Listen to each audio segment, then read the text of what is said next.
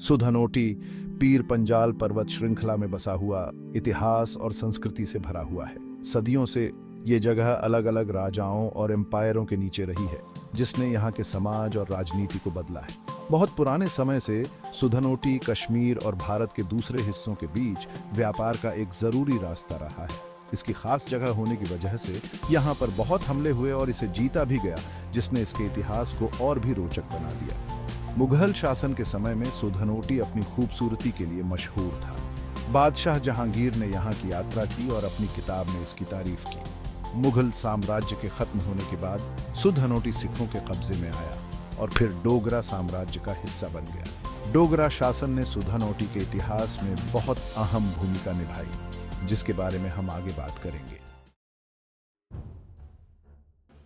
सुधनोटी ज्यादातर सुधन लोगों का घर है, जो यहाँ की संस्कृति को बचाए हुए हैं। सुधन लोग कहाँ से आए, इसके बारे में बहुत सी कहानियां हैं।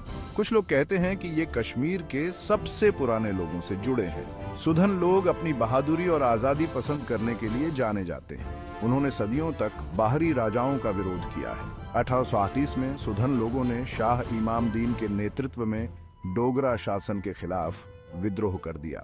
यह विद्रोह सुधन लोगों की बहादुरी और आजादी की चाहत दिखाता है। हालांकि वो विद्रोह आखिरकार दबा दिया गया, लेकिन इसने डोगरा शासकों को सोचने पर मजबूर कर दिया। सुधन लोगों का इतिहास संघर्ष और कभी न हार मानने का है। उन्होंने बहुत मुश्किल समय देखा है, लेकिन अपनी परंपराओं और जीने के तरीके को नहीं छोड़ा है। 1947 में भारत की आजादी और उसके बाद हुए बंटवारे ने सुधनोटी को हिलाकर रख दिया। बंटवारे ने इस क्षेत्र को 2 हिस्सों में बांट दिया, जिससे सुधनोटी के लोग भारत और पाकिस्तान में बंट गए। उस समय सुधनोटी के लोगों को समझ नहीं आ रहा था कि उनका भविष्य कश्मीर के साथ कैसा होगा। पाकिस्तान ने कश्मीर पर हमला कर दिया, जिसकी वजह से भारत और पाकिस्तान के बीच पहला कश्मीर युद्ध हुआ। इस युद्ध में सुधनोटी के लोगों ने अपनी मातृभूमि की रक्षा के लिए इंडियाई सेना के साथ मिलकर लड़ाई लड़ी। बंटवारे ने सुधनोटी के लोगों को बहुत तकलीफ दी। उन्हें अपना घर छोड़ना पड़ा, हिंसा और अनिश्चितता का सामना करना पड़ा।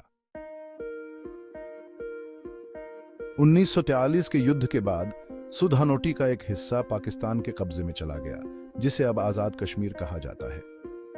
आजाद कश्मीर बनने से सुधनोटी के लोगों को अपना भविष्य खुद तय करने का मौका मिला।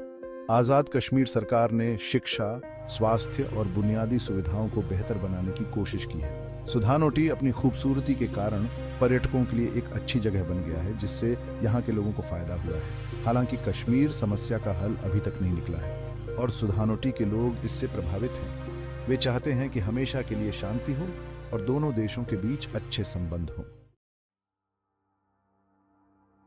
आज सुधनोटी के सामने बहुत सी चुनौतियां हैं, जैसे गरीबी, बेरोजगारी और अच्छी सुविधाओं की कमी। सुदूर क्षेत्र होने और संसाधनों की कमी ने विकास को रोक रखा है। हालांकि सुधनोटी के लोग मेहनती और मजबूत इरादे वाले हैं। वे अपनी संस्कृति को बचाए रखते हुए एक बेहतर भविष्य के लिए काम कर रहे हैं। शिक्षा पर ध्यान देने और युवाओं को आगे बढ़ाने से क्षेत्र का विकास हो सकता है। सुधनोटी में पर्यटन की बहुत संभावनाएं हैं। यहाँ की खूबसूरती, बर्फ से ढके पहाड़, हरे भरे जंगल और झरने इसे पर्यटकों के लिए स्वर्ग बनाते हैं। पर्यटन को बढ़ावा देने से स्थानीय अर्थव्यवस्था को मदद मिलेगी और रोजगार के नए मौके पैदा होंगे। इसके लिए सड़कों, परिवहन और रहने की अच्छी सुविधाओं की जरूरत है।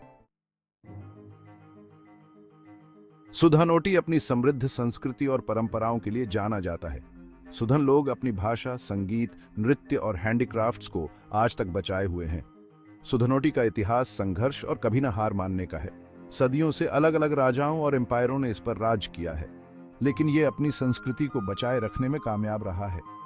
आज सुधनोटी विकास और चुनौतियों के एक नए दौर से गुजर रहा है। शिक्षा, स्वास्थ्य सेवा और बुनियादी ढांचे को बेहतर बनाकर यहाँ के लोगों का जीवन स्तर ऊंचा उठाया जा सकता है। हमें सुधनोटी की समृद्ध संस्कृति को बचाए रखने और इस क्षेत्र के विकास के लिए मिलकर काम करना होगा।